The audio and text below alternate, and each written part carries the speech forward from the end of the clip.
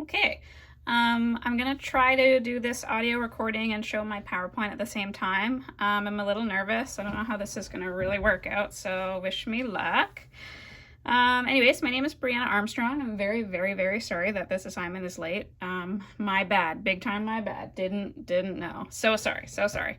I decided to do my research assignment on a hypothetical low vision dispensary that I've decided to call Sunshine City Optical.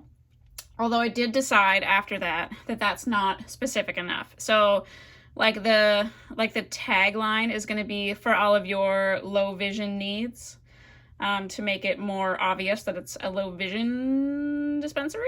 But I might workshop the title. Anyways, when I was kind of sold on Sunshine City Optical is when I designed this cool logo, which I thought was kind of fun for my signage.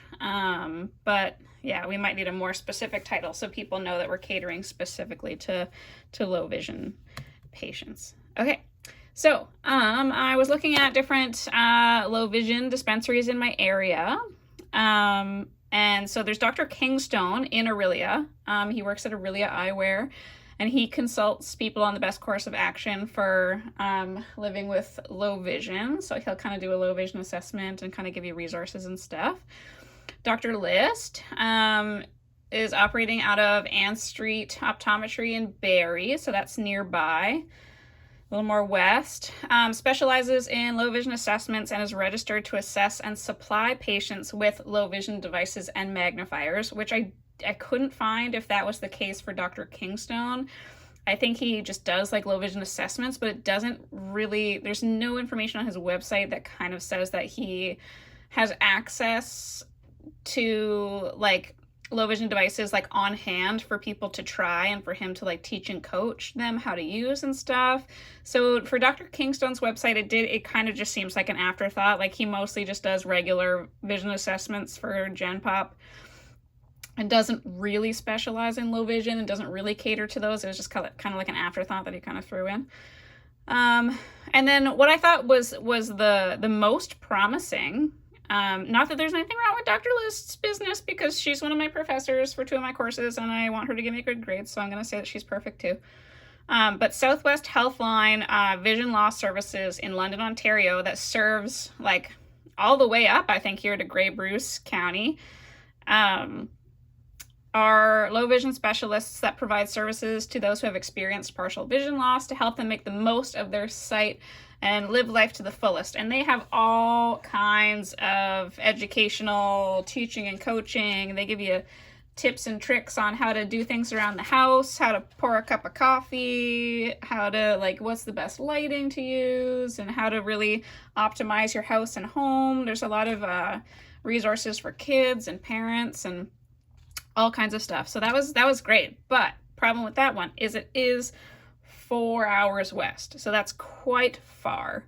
There was another low vision optical that was in Scarborough that I came across, but it kind of had the same problem as Aurelia Eyewear, where it kind of seems like an afterthought for low vision folks, and it wasn't necessarily like, you know, the main focus of their business. Like they cater mainly to Gen Pop, of course. I'm assuming that's where the money is, but their business model wasn't specifically designed for low vision. It's just kind of an afterthought. So they might not have, you know, a complete supply of options or like, you know, specifically trained people who know how to, you know, like fit scleral lenses or anything like that, that low vision patients may be looking for.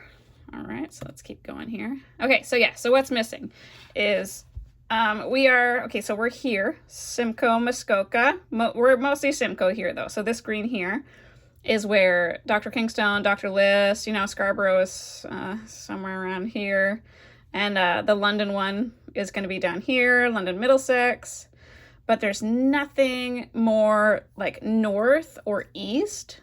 So I think having something like North Simcoe, Muskoka, you would get people coming from all of these regions here, I think. So I think there's a really good population of people that we could tap into that might not necessarily want to drive, you know, 5, 6, 7 hours to London. So I think location-wise, Aurelia is a good bet for opening a low vision dispensary. Why else though? Why Aurelia? So I think Aurelia is perfect because of its demographics. So I say that because if you look here, now this was in 2016, but the average age of everyone in Simcoe, Muskoka, all of these kind of like surrounding towns and stuff is like around 40 to 50. Now that's not old, that's middle-aged, but so you get into your kind of presbyopic years around 40, and then it's more here we're going to be looking at in the future is this population is going to be aging 60, 70, 80, and with age comes more age-related ocular conditions and diseases that may result in low vision, like macular degeneration, which is age-related, glaucoma, certain things like that increase risk for that with age. So this population is going to have a more diverse like needs for low vision in the future. Also here, so for Simcoe, Muskoka, just to reiterate that point, the blue and orange here is the population breakdown in age in 2015. So kind of a lot of people in their 40s to 50s, like we saw on the last slide. And the black lines, though, is what it's predicted to be in 2040. So if I were to open my business now, I think that would be a great idea because there's just going to be this huge growth in the amount of people aged 50 to 85, just huge growth in this population. And those are the people who are going to need these low vision aids. These are going to be the people who are dealing with loss of vision. You see there's going to be a lot less younger people and a lot more in the 50 to 85 here. And that's going to be our target market. So that's Simcoe, Muskoka. So I think that's our target market. I think the location here is going to be useful to the population. I think it's a need that needs to be filled. And then, so these are just some Simcoe Muskoka Health demographics. Just to reiterate, I want to draw your attention to 2 points here. So Aurelia, specifically, Aurelia's population is older than the Ontario average. So going back to the fact that with increased age is increased risk for ocular conditions and diseases that may result in some low vision. And then also smoking and obesity rates are significantly higher in Aurelia when compared with the rest of Ontario. And these are also risk factors for things like glaucoma and age-related macular degeneration and things that cause low vision. So we might see higher occurrences of these things happening in the future as our population here ages. So my dispensary specifically, now that we've decided where and why and what kind of, part of the market we're trying to service and what's missing that we need to fill. So we're going to talk specifically about facility, accessibility, layout, and equipment. Okay, so this is the layout that I designed in an Excel spreadsheet. So this is going to be our front doors here, and I want it to be completely open when you come in so that there's no like trip hazards or like anything you're bumping into, just like nice and open. So I want the front door to be at the very least wheelchair accessible. And if it's not a ground floor like storefront, the building has to have an elevator. It has to be accessible. It has to be wheelchair accessible. It needs to be easily accessible. So if not ground floor, entranceway, an elevator, and ideally I'd like it to be an automatic door. I think that would be a really nice touch. So you come into a nice open space here. So the flooring, I would like even flooring. So none of that like old wooden flooring that's kind of uneven or squeaky or whatever. Just maybe nice flat laminate. No trip hazards, nice and even. Over here, I've just made note that I'd like to have a dimmer switch in the store to control the lighting so that if we have patients come in that are like sensitive to lighting, like glare and stuff, we can kind of dim it, or if they need brighter lighting to see, we can turn the lights up a little bit, just kind of cater to their visual needs. Also, there's going to be no like music or radio or anything, and just keep it nice and quiet in there. If there's any ceiling fans, we'll have them nice and quiet. so nothing's kind of distracting or disturbing. What else? The washrooms need to be accessible. Alrighty, so this is how I'm setting up kind of the rest of it here. So these are going to be like the desks. So the staff will be like hanging out behind the desks here. These are going to be like glass display case counters that are going to have like a display of some of the different devices we have. So nice display of stuff in here that they can look at and see what's available and pick through. Maybe underneath the glass displays will be like storage, or if somebody's like placed an order and it's here to be picked up, there's going to be like storage under here. So at the very back, so they're going to come in, they can look at stuff. You know, if Stephanie brings her kids in and they want to show me that they can do really cool cartwheels from their gymnastics, they have the space to do that. Without any hazards in the way. And then at the back, these are going to be kind of like our sit down and try out things area. So there's going to be some chairs here, maybe on the walls. There'll be some VA charts so that we can do some like, you know, put on some trial frames and some trial lenses and see what their VA is. Or if we need to, you know, we're testing out different distance magnifiers and things like that. We have some VA charts along the back wall that we can use to do that. But so yeah, so here's like, you know, our patient will sit on one side, staff will sit on the other, and they can kind of talk about different things and go through different resources. So this is like our kind of consulting area for picking out what device would be best for them. It's kind of hard to read. Along the side here, that just says displays of optical devices in large print and high contrast. So this, like, you know, just in the background on the walls is going to be really, really big pictures of what's available for them and different advertisements, but in really large print posters and really high contrast. I hope I'm not missing anything else about facility. I think that's it. Okay. What else we got? Oh yeah. Okay. So where is my dispensary going to be? So I looked into like spaces for lease and like real estate listings on like downtown Aurelia, and so these are all spaces that are available in downtown Aurelia right now. There's actually a ton because COVID has kind of decimated our small businesses downtown, which is super tragic. But anyways, so this is what we're looking at for rent of a space that would be downtown Aurelia, accessible by foot, lots of parking, easily accessible by public transport. These are all street access, ground level. So, you know, no need for elevator or anything. Although I notice here there's some uneven flooring, so we'd have to create a way to even this out so it's not a trip hazard. Here as well, there's some stairs, so we're not a fan of that one. We'd have to build an access ramp. This one, it looked pretty good.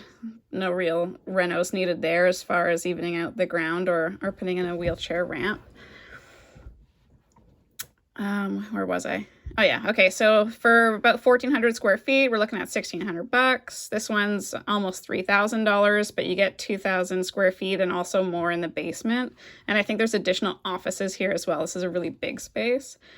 And here, about 1,450, and I think this is 1,080 square feet for this one. So we're looking at about minimum $1,000 for 1,000 square feet. So 1,000 square feet is pretty small. 2,000 square feet I think would be ideal, just to have everything as spacious and as spread out as I would like it to be, to optimize like lighting and sound and having lots of space to try out different things. So we're looking at probably $2,000 a month for rent. Going back to accessibility for transportation and stuff like that as well, downtown, tons of cabs, tons of public transport to this main strip here, Mississauga, Peter Street area. And also, I know that there's a transportation service in Aurelia called Helping Hands for people with disabilities to help them with transportation. Okay, so what else are we going to need? We are going to need those glass display cases that I was talking about. We're going to need posters that I was talking about, and the signage out front. Maybe my little thing that I designed, or maybe a better one that I could design. Chairs. toolkits to help adjust glasses and whatever optical devices, pupillometer for measurements, lensometer so we can check and see what our patients are currently wearing, and to verify the magnification of different magnifiers we get in to make sure we're not running into that 40 centimeter working distance, 25 centimeter working distance problem.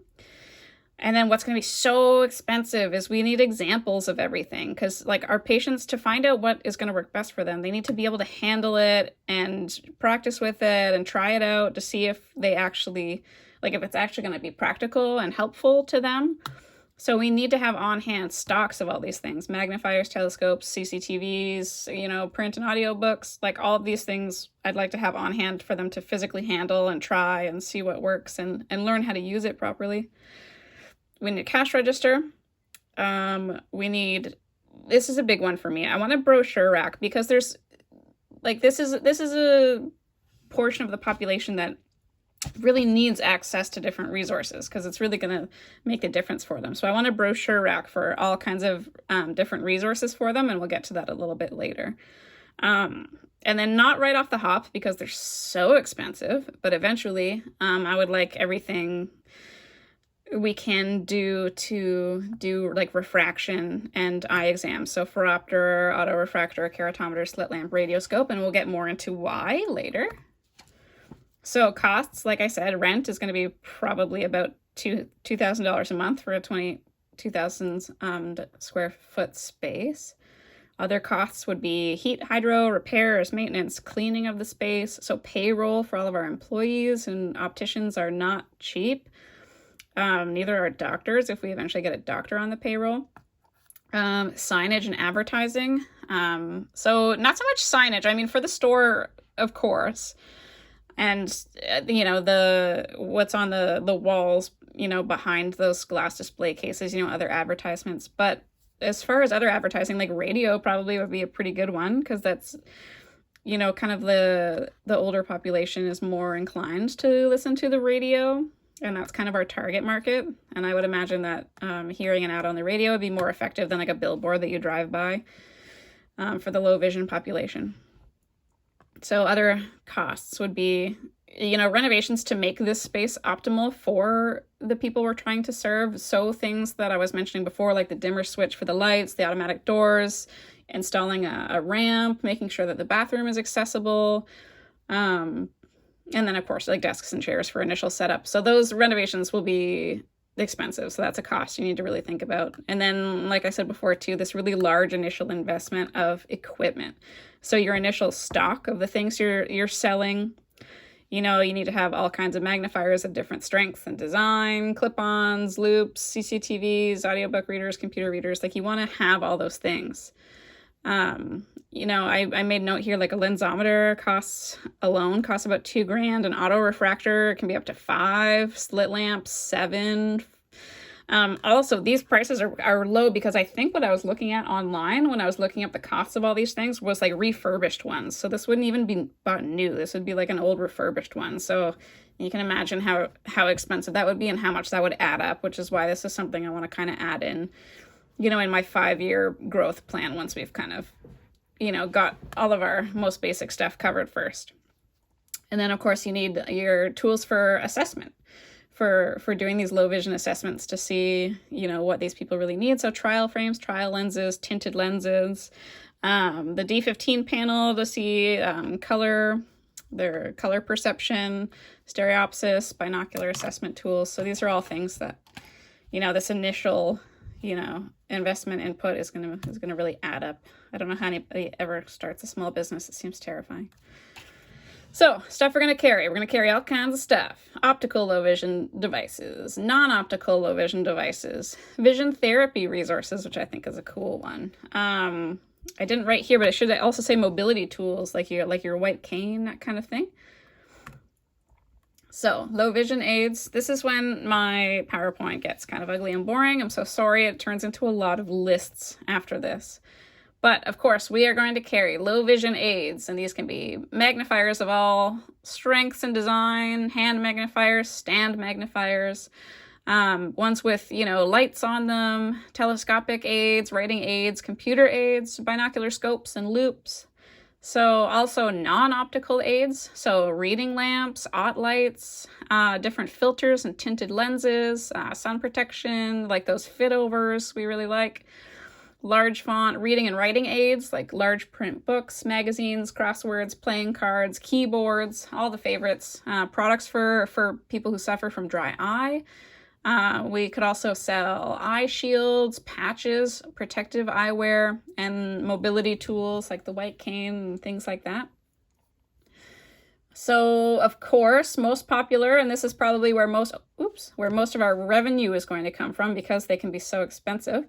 Electronic and computer assisted low vision aids. So that would be like your desktop CCTV systems, your portable video magnifying systems, like Victor from Bridges came in and talked to us about, with all the software he has for the different iPads and stuff like that, headsets and wearables, screen readers with the text-to-speech, and then also vision therapy tools I'd like to have as well. So the Amsler grids that we can send home for folks to keep track of their macular degeneration to see if it's progressing.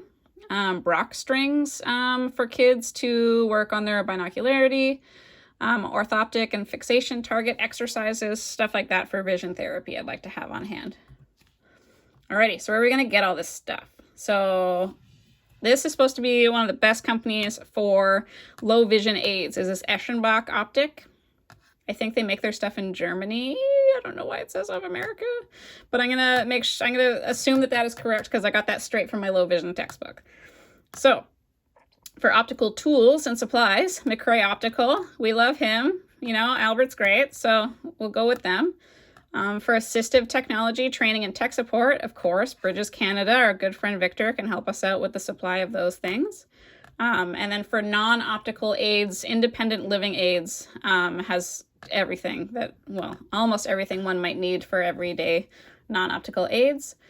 And then for optometric diagnostic equipment, so that would be all the things we would use for testing, like the stereopsis testing and the color testing and the binocularity testing and all that. We'd be able to get that diagnostic equipment from this company, Saycor Inc. So, my brochure rack. This is my favorite thing to put together because, like I said, I just think it's so important that they have access to these resources that just might help improve their quality of life. So I want to have like a big brochure rack, but I want all the brochures to be in like really large print, high contrast, so they're easy to see, easy to read. And then we can use these for, when we're trying out our magnifiers. I can be like, hey, go grab a brochure and we'll practice with, see how well you can see it with the magnifier, that kind of thing. So we can incorporate that into our testing as well and our trying out of the different devices. So CNIB program resources, there's a million of those. Transportation resources like the Helping Hands transportation service I was talking about earlier. I'd like to have really easy to understand information packages about different ocular diseases, just because I know sometimes it can be hard for people to understand, like what exactly does it mean to have glaucoma or macular degeneration, and kind of explain how it can be progressive and what to expect, stuff like that. So really easy to digest brochures about that. Ontario's blind and low vision program. So what financial help and other programs there are from the government for that. Ontario's assistive device program and other financial supports available to them.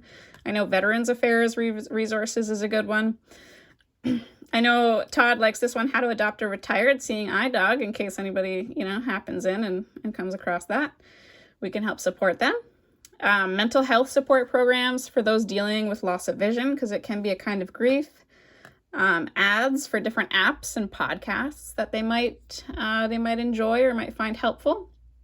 Also, brochures for where to get resources in Braille. Because instead of having a bunch of books that we've pre-decided on to carry, I think it's better for them to just order straight from the printing house the books that they actually want. So resources on where to get books in Braille, American Printing House for the blind. And then finally, resources on how to put your computer into a more accessible mode. So like how to enable those features on your computer that you already have that makes the print larger and things like that. So Microsoft.com/enable gives you the instructions on how to do that. And I think Apple is just apple.com, but you gotta kind of navigate the website for that. Okay, so revenue. How are we going to make our money? We're going to make our money from the products we sell. So the optical low vision devices, non-optical low vision devices, mobility tools, and vision therapy tools. Like I was saying before, most of our revenue is probably going to come from the assistive technology. So the iPads with the, portable magnifiers and the wearable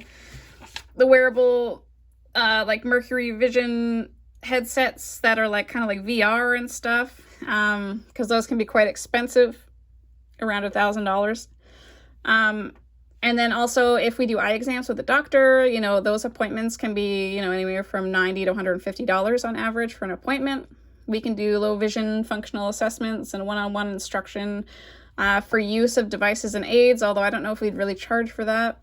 But what we could charge for also is fitting of myodiscs, lenticular lenses, and specialty contact lenses like RGP, orthocase, and scleral lenses. So we're going to kind of get into this stuff later.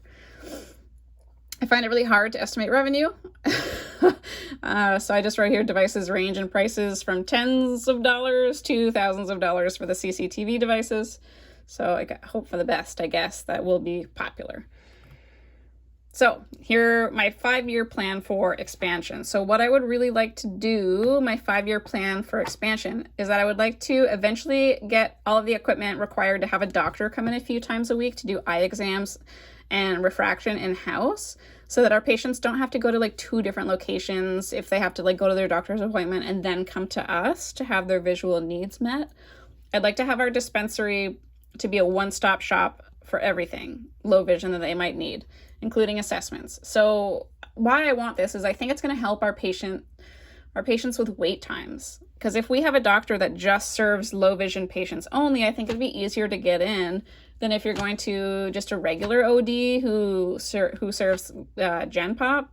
You can, sometimes they have wait lists. It's hard to get in right away. But if we have a doctor who they just serve low vision patients, it might help them get in a little sooner.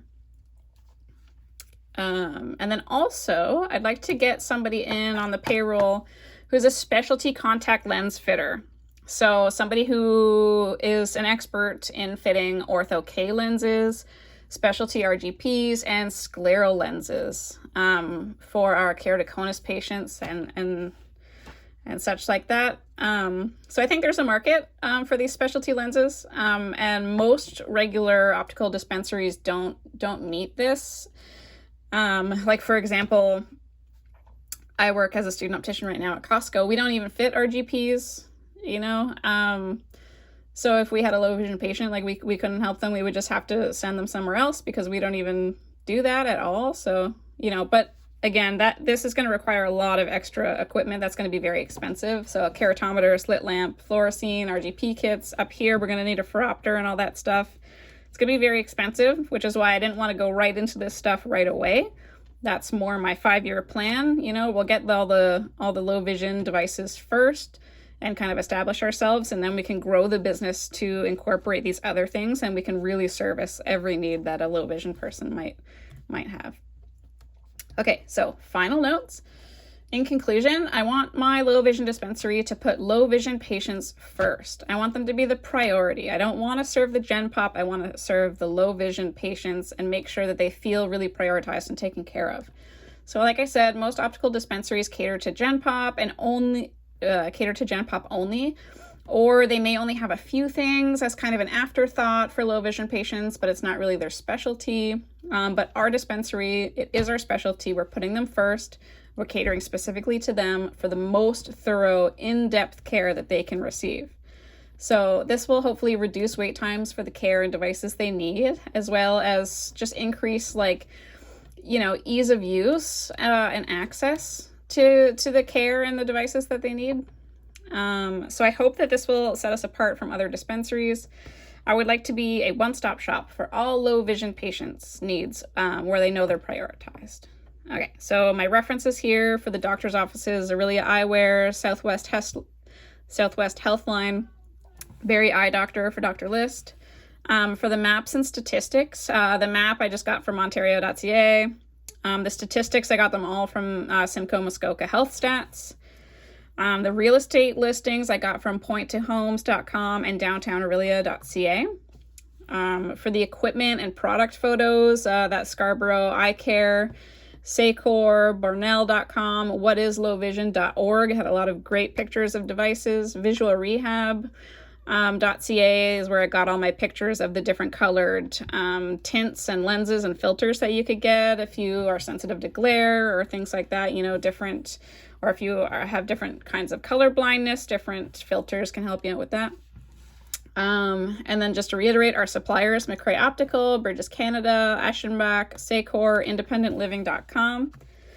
Other resources I found very helpful was CNIB.com, Vision Loss Rehab, and all their services that they offer. I used a lot from the Low Vision Handbook for Eye Care Professionals, the second edition by Barbara Brown, this book right here, I found very helpful. Notes from our Low Vision Lab with Dr. List, so that was last semester, so learned a lot from that lab. I used a lot of my notes from this semester, semester 4 Low Vision Theory with Todd DeForest. Notes from semester 4 eyeglass theory were referenced with Angela Stoneman. Notes from semester 4 contact lens theory with Maggie as well. I should also mention that I was also strongly influenced by guest speaker Stephanie, and as well as we had a guest speaker in, I forget her name, I think it was Annie, came in to talk to us about ortho-Ks and scleral lenses. I found that really informative. I should have referenced that in here, I forgot, and I'm sorry. And then also notes from discussion with Dr. Beering at Costco Optical. So we talked a little bit about what opening a low vision dispensary would look like and need and costs and things like that. Yeah, I would never want to open a small business. It seems terrifying. It seems expensive. It seems very stressful and overwhelming. Don't think I would really be successful. But hypothetically, if I were going to do it, this would be my goal. This would be my dream here. If I were to try to do it, I would want to do it really, really thoroughly. Okay, thank you so much, Todd.